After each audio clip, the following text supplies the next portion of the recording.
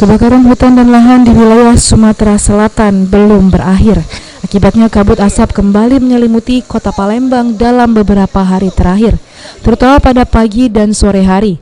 Karhutla yang terjadi kali ini sebagian besar berasal dari lahan gambut di Kabupaten Oki.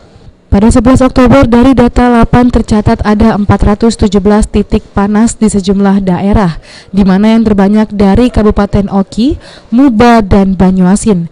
Berbagai upaya pemadaman api terus dilakukan baik dari darat maupun udara.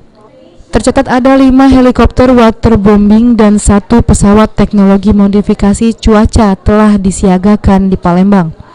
Sementara untuk jadwal pemadaman, seluruh heli akan difokuskan di daerah Oki, sebab daerah ini menjadi salah satu penyumbang asap terbesar di wilayah Sumsel dan sekitarnya. Pemadaman lewat udara dilakukan karena lahan gambut yang terbakar sulit terjangkau dengan Satgas Darat. Sementara itu, kualitas udara di kota Palembang pagi tadi tidak sehat dan terkadang membahayakan. Hal ini tentu harus diantisipasi warga dengan menggunakan masker. Kabut asap berdampak pada jarak pandang terbatas dan udara yang bau menyengat. Julius Lumban Gaul, PAL TV.